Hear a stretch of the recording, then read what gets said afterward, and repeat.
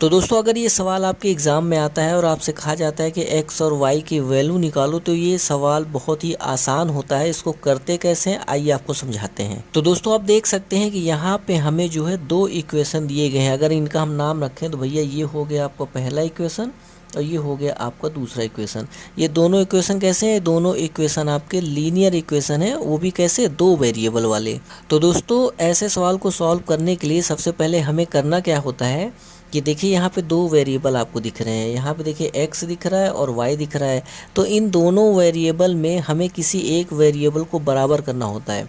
तो यहाँ पे हम x को बराबर करने वाले हैं। आप देखें कि इक्वेशन 1 में यहाँ पे 6x है और इक्वेशन सेकंड में यहाँ पे 2x है। तो यहाँ पे हम किससे मल्टीप्लाई करें कि ये 6x बन जाए। आप चाहें तो y को भी बराबर कर सकते हैं। तो दोस्तों x को बराबर करने के लिए हमें करना क्या होगा कि देखिए यहाँ पे 2x है, तो दूसरे वाले इक्वेशन में हमें 3 से मल्टीप्लाई करना होगा। क्यों? क्योंकि अगर हम 3 से मल्टीप्लाई करेंगे तब जाके 6x बनेगा, तो ऊपर भी 6x नीचे भी 6x, दोनों हो जाएंगे बराबर, तब हमारा काम बन जाएगा। लेकिन अगर आप मल्टीप्लाई करते हैं तो पूरे इक्वेशन में आपको मल्टीप्लाई करना होगा। तो भैया चलो मल्टीप्लाई करो। तो ये बन गया 6x, ये बन गया 12y, ये बन गया आपका 15xy।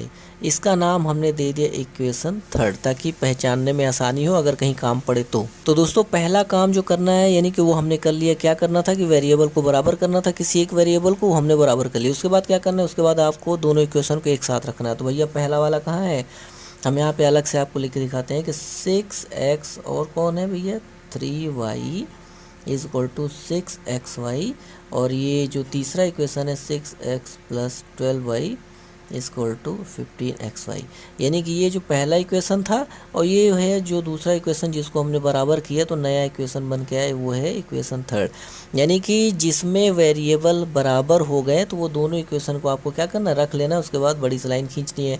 तो देखिए जो वेरिएबल हमने बराबर किया है इसके साइन देखिए सेम है, तो अगर साइन सेम होगा तो हमें माइनस करना होता है, यानी कि सब्ट्रैक्ट करना होता है। तो हम अब क्या करेंगे? सब्ट्रैक्ट करेंगे। सब्ट्रैक्ट करने के लिए करना क्या होता है भैया कि साइन को आपको चेंज करना होता है, नीचे वाले इक्वेशन का साइन आपको चेंज करना होता है।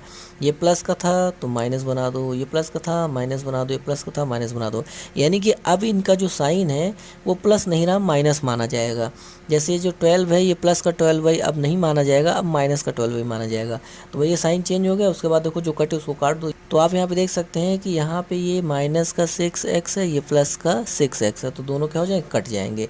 ये प्लस का 3y माइनस का 12y तो हो जाएगा, घट के आएगा माइनस का 9y। इधर आ गया भैया 15 में से 6 यानी कि 9xy।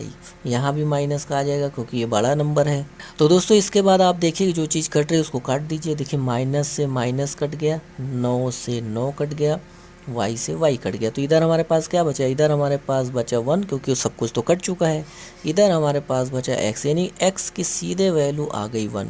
तो दोस्तों x की वैल्यू तो निकाल लिए, अब हमें निकालना है y की वैल्यू। y की वैल्यू निकालने के लिए हमें करना क्या होगा कि x की वैल्यू तीनों इक्वेशन में से किसी भी एक इक्वेशन में आपको रख देना है। तो हम क्या करते हैं? पहले वाले में रखते हैं 6x plus 3y is equal to 6xy हो गया पहला वाला। तो चलिए रखते हैं भैया x की वैल्यू। तो जब आप यहाँ x की वैल्यू 1 रखेंगे तो बनेगा 6 multiply 1 plus 3y equal to 6 multiply x की जगह 1 रखना है, y की जगह y रखना है।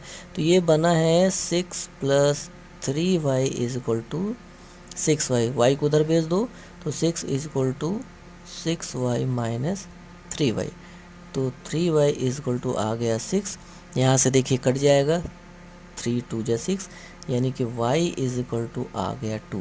यानी कि x की वैल्यू आ गई 1 और y की वैल्यू आ गई 2। अगर आपके एग्ज़ाम में सवाल आता है तो आपको इसी तरह सॉल्व करना है।